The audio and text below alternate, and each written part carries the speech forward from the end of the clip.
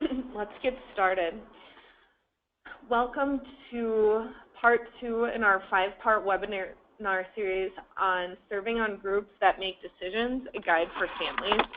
Today we're going to be covering section 3 of the guidebook, which is processes that groups use. Serving on groups is a curriculum developed through the State Personnel Development Grant to help increase engagement on decision-making groups by parents of children with disabilities, but this is a guide that can be used by anyone.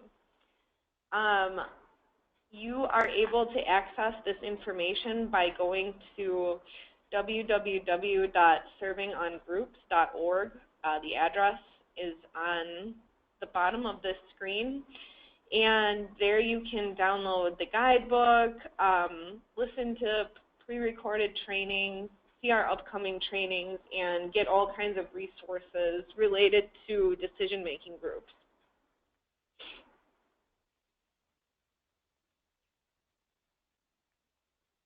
So some of the questions that we are going to cover today are, what are the principles that guide processes that groups use and the practices they put in place, and what are some of those important processes and practices used by decision-making groups? So you will be seeing this graphic a couple times. This shows all of the principles that contribute to the process of shared decision-making. These principles are shared vision, which means that the group needs to find common ground. Otherwise, each member may be working towards different goals, and individual work won't be as powerful as the collective work. Representation, meaning that there has to be consideration for the needs and perspectives of everybody who is affected by the decisions that the group is making. Otherwise, those people affected by the decisions are going to feel that their voice was not heard, their questions and opinions were not addressed, and you might have some backlash or lack of buy-in, or your goals might not come to fruition because you didn't have everyone involved who is being affected. Next is the principle of equal partners, which means that everybody who's a part of your decision-making group needs to be treated equally, so allowed to share their opinions, have access to all the same information, have their needs met in order for them to participate. Otherwise, some members won't feel like a true participant, and they may choose not to participate, and you'll lose that very important voice. The next principle is collaboration. That means there are opportunities to work together within the group. Otherwise, everybody is in their own bubble, and again, you won't have that group unity and buy-in with all of the objectives. Shared responsibility means that everyone agrees to do their part. For example, improving outcomes for children. Otherwise, one person or a small group ends up doing it all, and there's less feeling of ownership by the other members. You also run the risk of one person or the small group leaving the larger group, and then all that work that they were solely responsible for is kind of left behind, and others don't know how to do it, and there's nobody to lead that charge in that particular area. The next principle is information sharing. That means staying up to date on all of the data and information and news regarding an issue. Otherwise, a gap will arise within the group, and not everybody in the group will be able to make a well-informed decision. So that means not only staying up to date yourself on particular issues that you're working on within your group, but also sharing that information with others so their decision is just as well informed as yours would be. And finally, producing results. Groups need to check their progress and adjust what they're doing if they're not making progress. Otherwise, nothing is accomplished, and what's the point of convening your group if you're not meeting your goals? So it's important to remember that if even one of these principles is missing in a group, the group outcomes are going to be impacted negatively, and the shared decision making is really going to be compromised. You won't have true shared decision making. So let's look at an example of our guiding principles in action on a decision-making group. This concept, these principles, can easily be applied to different type of groups, but we're going to take the familiar example of an IFSP or an IEP team meeting as an everyday example of shared decision-making. We'll look at each guiding principle through the lens of this team. So we start with our team meeting that we're all familiar with. The first principle is a shared vision. So in this case, it's that everybody on the team would want the child to be healthy, happy, and successful. The representation would include anybody working with the child or representing the child's best interest. And they should all be present at the meeting or have found some way to get their information and concerns shared at the meeting. Next is equal partners. So everybody on the team should have an opportunity to have their ideas, concerns, and questions heard, valued, and their information listened to by other members of the team. The next principle is collaboration, meaning that the entire team works together to come up with a full plan for the child. Next is shared responsibility. So everybody on the team does their part to support the child's learning at school, at home, and in the community. So you're not just creating the plan together, you're implementing it together and each taking responsibility for certain parts of the plan. The next is information sharing. So everybody on the team shares the information that they have, so all are able to make a well-informed decision. So any evaluations, academic, behavior data, medical information, reports about how things are going at home, these are all shared among all of the group members. And then finally, producing results. So ideally, for an IEP or IFSP meeting, the child would make progress, and that would be our evidence that our plan was working and we were producing results. So remember, if one of these principles is missing, then again, it's not shared decision making, and the child's progress might end up suffering as a result of that. In your handouts, you do have a blank example of the guiding principles. And it's a Word document that says Section 3, Slide 41B, Guiding Principles. So you can use this blank document in order to think about how our guiding principles might apply to a group that you're a part of, and fill it out by yourself or with your team. So some helpful reminders for working on a group that uses shared decision making are to start with the end in mind.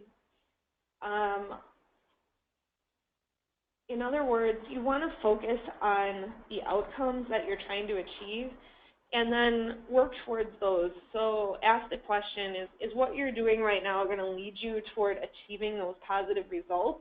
And if not, then maybe we should change our course of action. If the results are not positive, or if they're just not what you hope to have accomplished, the group is going to need to go back to the processes they use and make adjustments until they have a plan that is producing results. If you are achieving what you set out to achieve, then you want to celebrate and publicize that success. You want to make sure that everybody on your team who's been a part of that is acknowledged for their hard work, and that others outside your organization understand that you have worked hard and been successful.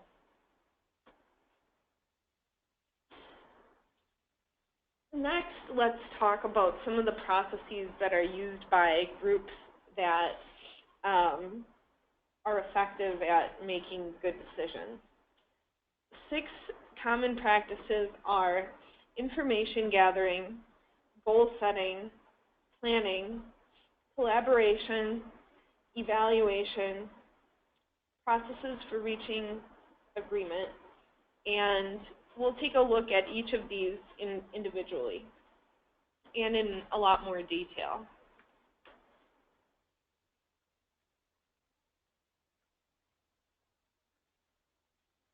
So our first step is gathering information. It's important to have accurate information, sometimes called data, which can come in many forms like numbers, facts, perspectives, ideas, or stories. And it can be collected in all different ways. So the first step is to find out what information we need and to go out and collect it. Next is to engage in brainstorming, which is a strategy used when groups just want to generate and collect lots and lots of ideas. So the goal here is to just throw out an idea if you have one, hear all ideas and all opinions, and then sort out from a large variety of them which ones we think are the best and which ones we're going to use going forward. Another way to gather information is to use a focus group where participants are asked questions and asked for their opinions and also to share their perspective or their stories. This might be done by gathering families from a school or members of the community together. The leader would identify issues that need to be addressed and collect information from those who participate. So in any of these processes, priority may be given to issues that are the most important or that may take the most time to accomplish. The bottom line, no matter how you gather your information, is that it's critical for your information to be accurate, up to date, and that you have everything you need before the group makes a decision.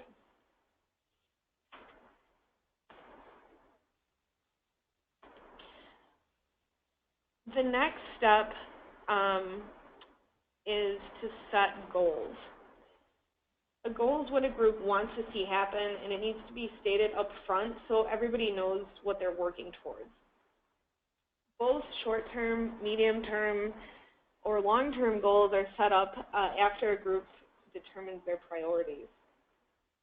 Reviewing your group's mission, vision, statement are very important to make sure that you understand what the goals are. Ineffective groups often don't have clear goals, or they fail to communicate their goals to all of the members. So sometimes folks confuse a vision and a mission statement. So a vision statement describes the changes the group wants to see happen in the future as a result of their actions. An example of a vision statement is a community where people of all ages are treated with respect and dignity and are valued for their contribution. A mission statement, on the other hand, provides direction and sets the goals, actions, and decision-making processes of the group. So an example would be linking older adults with a caring community. So we're going to take a moment to watch a short video that explains the difference between mission and vision and how to have a strong vision statement.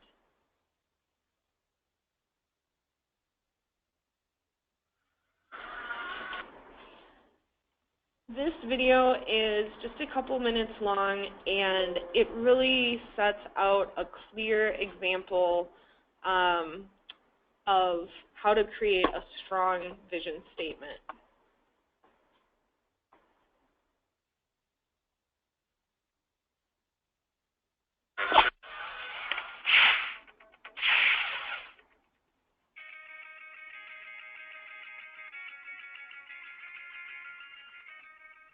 Hi, my name is Erica Olson. Today's whiteboard session is on vision statements. So what is a vision statement? A vision statement answers the question where and explains where your organization is headed, like your North Star. Some great characteristics of a vision statement, what are they? Well, they're future casting. A mark of a good vision statement has a gerund verb, so that's those are those verbs that end in ing. So will, be, or creating, whatever the case may be, future casting. It's looking forward. It's clear and visible. Well, we always like our statements to be clear, but visible. If you can't actually see yourself on the top of this mountain, for example, the vision being the top of a mountain as a metaphor, you can't see yourself there, then it's not clear enough and it's not visible enough. And if you can't see your vision, your team can't see your vision either. It needs to be audacious. Think big. Let's go big. What can you actually accomplish with your organization? It needs to be descriptive. I already mentioned that once. One way to get there is to have a vision statement that is a single sentence, and then have what's called a vision description, which actually has all the descriptive stuff in it, and you can just go on from bullet point, bullet point. The other thing is, I think time frame is pretty helpful, so have a vision statement that's 5 years in nature. Oh, some people think longer, that's fine, but pick a time. Let's say 5 years, 10 years, but pick a time at least 5 years out from there. Those things make a great vision statement. So what is a vision statement not? Well, let me give you a diagram. If we're looking at where we are now as point A, and where we want to be as point B, and how we're going to get there is a space in between. Point A, today, point B, that vision statement, right? That place we want to be. And your mission is the box around those two.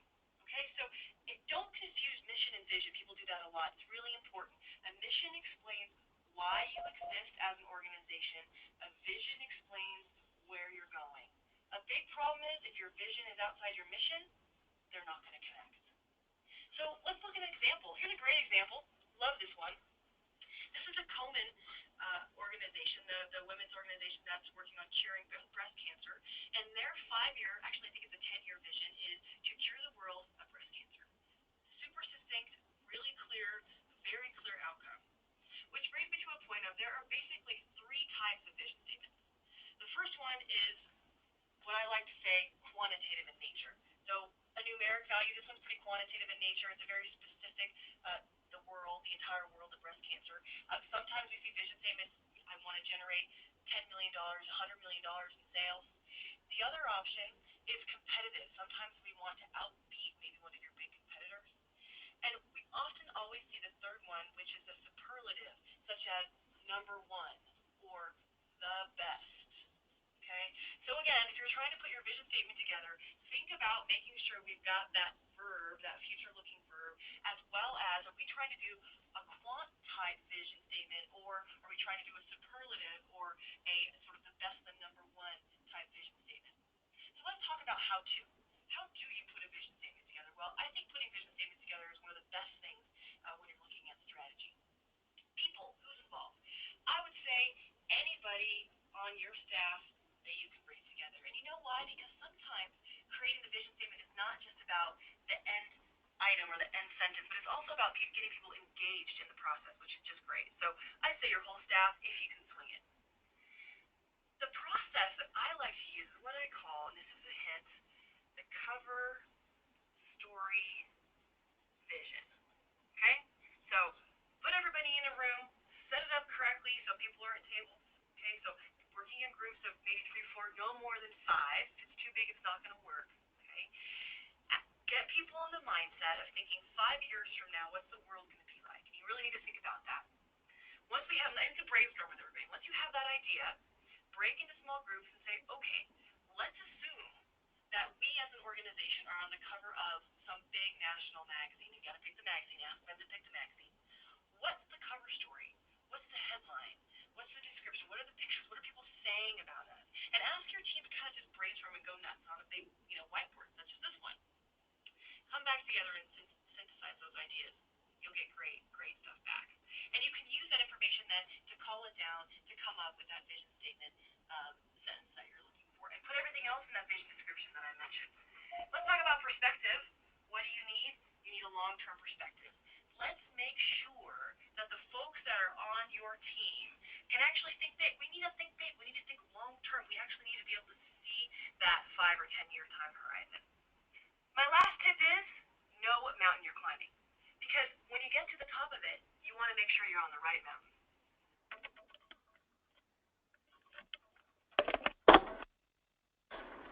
All right. So I think that's a really helpful goal or a really helpful video to show that visual of the mountaintop being your goal versus the journey to get there, to help remember really what the purpose of vision and mission are, as well as some tips for writing one that's really strong and really inspires your team. The other important piece of goal setting is to use SMART goals. So a lot of people are familiar with this acronym for SMART goals, and some people use different words to spell out the acronym. But the words that we've used here are specific, measurable, attainable, realistic, and timely. So specific means what exactly are you going to do? So saying we're going to get better wouldn't be specific enough. Measurable, how are you going to do it? How are you going to show that you've done it? So again, just saying we're going to get better. Better at what? We're going to increase our sales. We're going to reach more consumers. We're going to get higher evaluation scores. What does it mean? Attainable, so can you commit to doing it? So if you're currently serving 100 people a year, you might want to start trying to serve 300 before you try to serve 10,000. Can you attain your goal in the foreseeable future with the resources that you have available? Next is realistic. Is it doable? So the example I just gave, are you going to increase your outreach by 1,000 times within 1 year? Maybe, probably not. So setting a doable, realistic goal. And then finally, timely. What is your time frame? If we say we're going to accomplish something in the next 20 years, that doesn't really give us a lot of focus. It's hard for us to action plan. So setting a goal that's a 6-month or a 1-year goal with benchmarks really helps make that a time-bound, focused goal.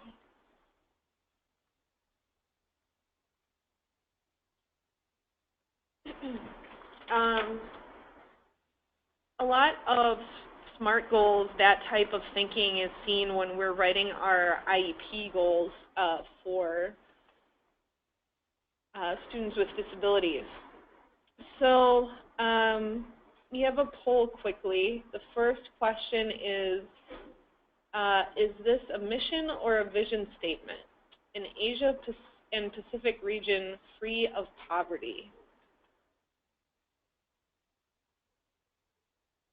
So again, the question is whether it's a mission or a vision statement.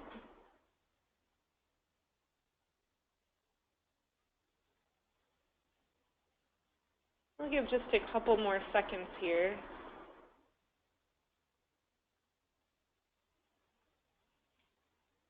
Okay, so vision statement is correct. That's kind of that goal. The top of the mountain is that that region would be completely free of poverty. That's the end game that we are working towards, our vision that we see in the future. Next is another question about vision or mission is, how would you identify this statement? Promoting child health and development through a comprehensive family and community initiative. Mission or vision statement?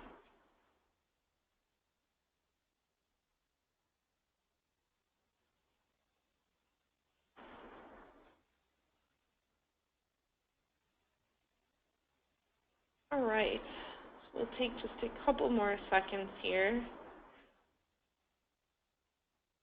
And yes, so that is a mission statement. That's it's got that gerund, that ing verb. We're going to be promoting.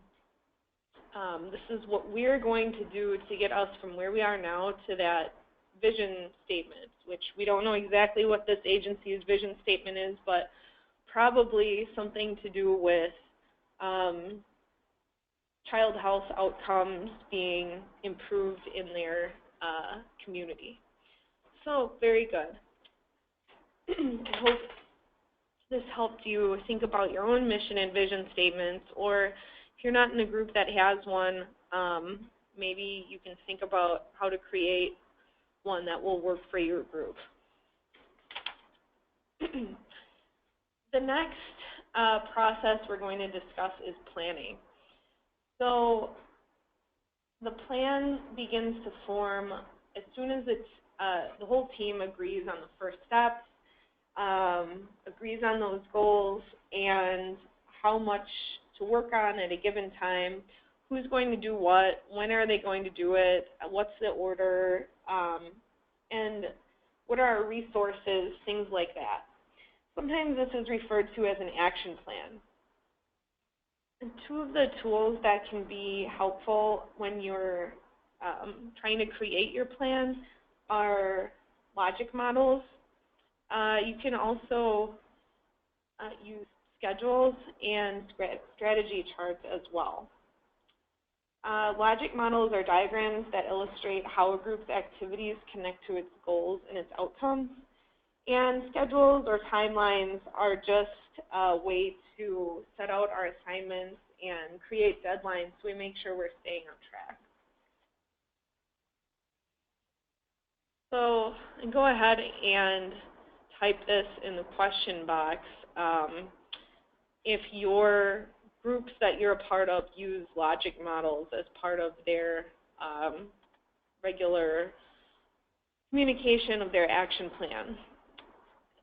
On this slide, you're going to see an example of a very simple logic model that discusses a family planning a camping vacation.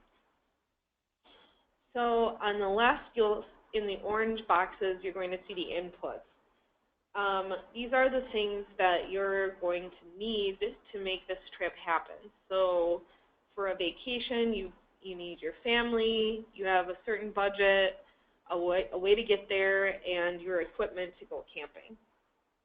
In the center, you have the outputs, or the things that need to be done in the green boxes. So you'll need to get to the campsite, set up your camp, and then do all the fun things that are part of your vacation. And then finally, the hot pink item on the right side is the outcome that you're trying to reach. So here it's that the family members bond and have fun and create memories and, you know, all of the vacation outcomes we would hope to expect. So this is just a very basic type of a logic model to give you the general idea. If we look here, this is a logic model that looks a little bit more like what we might see in our professional settings on our decision-making groups. So it has some of the same categories as the last one, being inputs, outputs, and outcomes, but there are some other areas too. So you'll see that the outputs are broken into activities and participation. The outcomes are broken down into short, medium, and long term. And then it also starts out with the situation. So what is the situation we're going into? what are our priorities, what are the assumptions that we're making, and what are some external factors. So let's say that you're working on a school-related initiative and the law changes halfway into it and you need to change your course of action. That would be an example of an external factor. Or, you know, it could be that something changes in your community or in your school. It could be a natural disaster. It could be any number of things that would change the way your action plan is going to look. And then, of course, across the bottom, applying to the entire process is evaluation. So we're not just going to go through our plan and get to the end and say, okay, we're done. We're going to evaluate how we're doing, make changes along the way, and at the end, we're going to decide what the next steps are from here. The next principle is collaboration. This is when members of a group voluntarily bring their knowledge and experiences together to work toward a common goal. There are some different ways to help encourage collaboration among your group members if it's not already happening. So one is to set expectations that everybody agrees upon, and that helps increase cooperation and create a positive working environment. So, you know, if you're on a board and people aren't reading the materials ahead of time before the board meeting, you could set as part of your expectations or your working norms an expectation that people will have read the materials ahead of time, and that way when you get to the point where maybe that doesn't happen, you can refer back to those agreed upon norms that you decided as a group and say, you know, we decided we needed to do this to make the group function well, and that will turn the focus back on positive outcomes and hopefully encourage that positive work environment. The next tool would be to use ongoing communication and networking. So if you're part of a group that only meets 2, 3, 4 times a year, stay in touch in those off times. Make sure that you're continuing to network, update each other with information, maybe have smaller committee meetings to make sure that the work of the group is ongoing.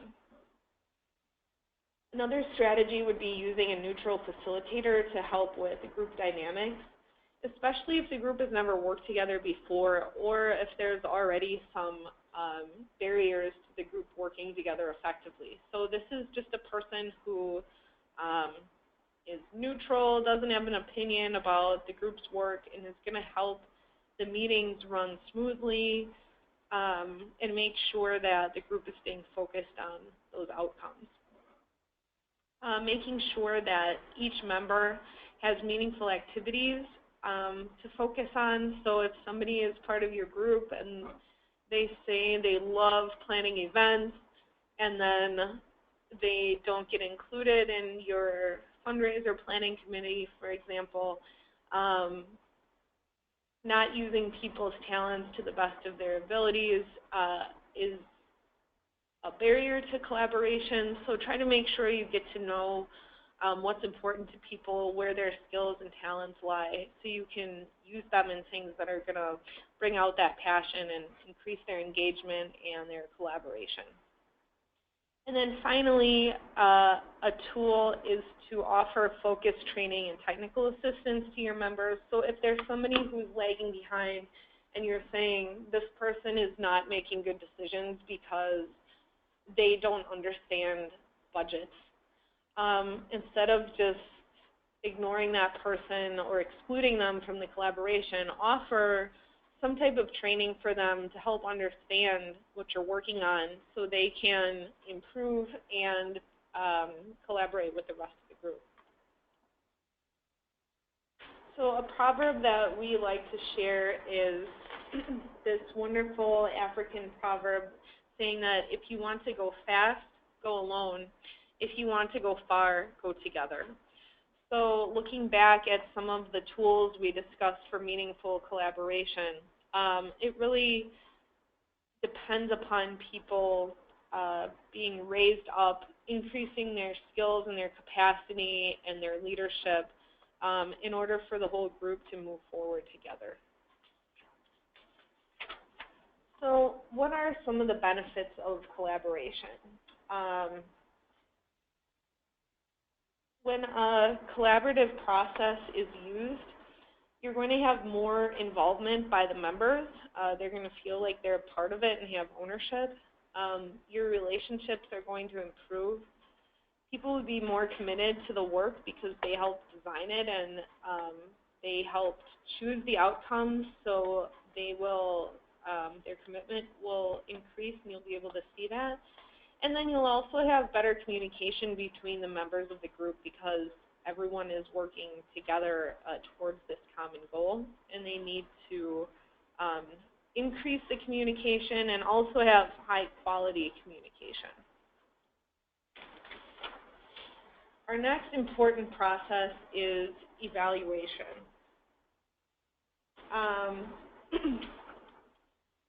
After a group has been collaborating and working together for a while, the members need to revisit their plan and see if it's resulting in everything they had hoped for. It might be necessary for the group to collect more information. And it might also be necessary to change course and do things differently. Evaluation is when the new or the current information is compared to what you already know. There are two terms for different types of evaluation that are part of the decision-making process, which are formative and summative evaluations. And it's important to know the difference between those two types. Formative evaluation is when you review the information, usually in-house or with a small group during your planning process, so you can see if the plan needs to be tweaked in any way. And it's also known as progress monitoring. Summative evaluation is done at the end of the plan to look at what's been accomplished, and it's known as measuring your final results. So a simpler way to look at it is a formative evaluation is when the chef tastes the soup while you're still cooking it. You can still change it, add ingredients, and then summative evaluation is when the guest tastes the soup. So everything's all said and done at this point, and we're evaluating how we did, but can't go back and change what's already been done.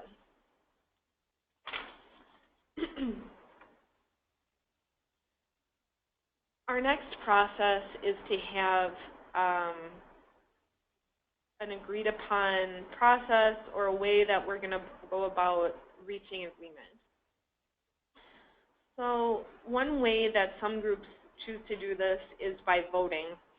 And a specific tool that results in a vote is to use Robert's Rules of Order. Robert's Rules of Order is a structured voting process that requires a majority of members to vote in favor of the whatever the group is working on. So somebody has to make a motion to the group, which is asking them to make a decision on a certain thing. Somebody else seconds the motion, and then there's an opportunity for the group to discuss. And then the members must vote yes in order for the motion to pass. And that has to be a majority, which is 50% plus 1. So if you've got 16 members on your group, you would need 9 of them to vote yes in order for the motion to pass. Groups that use Robert's Rules of Order often keep detailed meeting minutes that document the decision-making process, who made the motion, who seconded, if there were any objections. And another important feature of Robert's Rules of Order is that in order for the meeting to go forward, there has to be a quorum, which is an agreed upon percentage of the group's members need to be there in order for the meeting to take place. So this is set by the group. It could be a majority. It could be higher than 50% plus one. It depends upon the group, but if you've got 16 people in your group and only 5 of them show up, you're probably not going to be able to proceed with your meeting and make any decisions in a group that uses this process for reaching agreement. Another method of reaching agreement is through consensus, which is when the whole group comes to a mutual agreement. So you're not going to get, 11 yeses and 5 no's, and then the ayes have it, and you do it anyway. You'd have to get the entire group coming together on one decision. Consensus involves true compromise.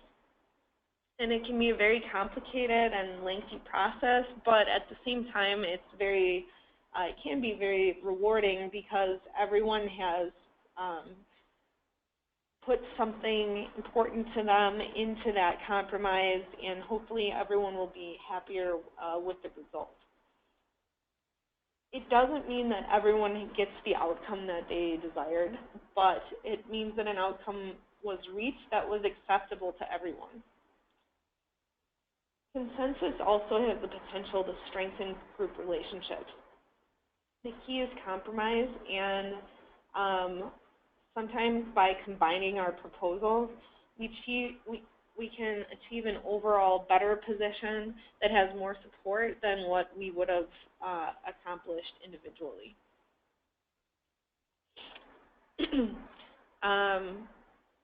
Some groups use both of these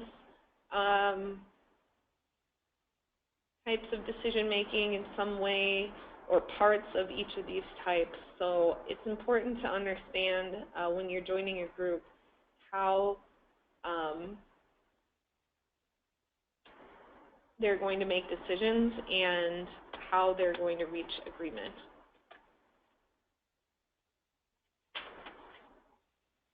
So that was our last of our processes that groups use. But there are some tips for you as an individual member of a group to be personally effective. Even if your group doesn't have processes that relate to each of the 6 we talked about today, you can find your own individual process to help you make good decisions. Pretty much all of these good processes are just a plan for staying organized, taking action, and planning for your next steps. So start by organizing your information. Make sure that you have prepared, read all the materials, done research, talked to others, and that you've organized all that information you collected in a way that you can use it. Make sure you keep your goals in mind, the goals of your group, so your decisions are headed towards reaching those outcomes. Make a list of your priorities. So what's the most important thing to be accomplished, and what are some of the things that can take a back seat or that we can get to if we have time. Keep track of where others stand on decisions. So if you're in a large group and you know that there are some people in your group who feel very strongly on a particular issue, whereas others have an opposing issue, keep track of those feelings and opinions, and when you're sharing your proposals, how do you appeal to both sides? How do you tell people of varying views that this is actually going to be a good idea? And try to keep track of those points of view.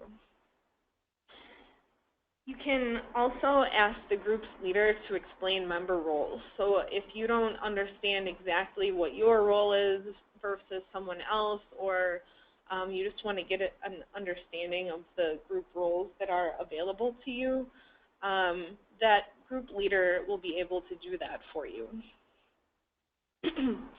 Make sure to take notes, even if your group takes down meeting minutes. they oftentimes don't follow the note-taking style that we might use individually, and they might not be useful in reminding you of a specific point that was discussed in the meeting. So take your own notes in whatever way is comfortable to you. Maybe it's writing them down, using a laptop, using a recorder if it's okay with others on the group. But finding some ways so you can go back and revisit what you believed was important in the last meeting. And then finally, write down the results of your activities. So if you tried doing something a different way and it was particularly effective, keep track of it so you can go back and revisit what you did to reach that great outcome.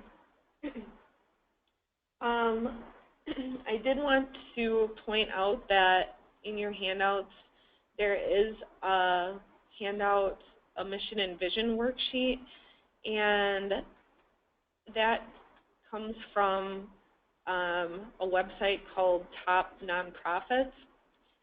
We also have some resources on the screen here, including more information about Robert's Rules of Order on their official website. There are mission and vision statements, resources for you to look at, as well as Wisconsin Department of Public Instruction's creating agreement information. And here you'll see the mission and vision handout that's available for you to download. And this comes from topnonprofits.com. And on that website, you can see examples of mission and vision statements from some of the known nonprofits in worldwide. And there's tons of great information there that doesn't only apply to nonprofits. It could be applicable to anyone. So what's next? On February 14th, which is a week from today, we'll be continuing our webinar series with sections 4 and 5. We'll be covering tools groups use to make effective decisions, and also tips and strategies for serving on groups, which includes some of those interpersonal strategies, as well as talking about our culture and others' culture and how we share that with our group to help improve outcomes and relationships within our group. And the following Tuesday, the 21st, we'll have section 6, which is data and understanding and using data in your role in a decision-making group. And then finally, on the 28th, section 7 and 8 cover the role of families on decision-making groups and skills for serving on groups. So there we're really going to focus on those interpersonal, individual skills to help you be a really effective group member.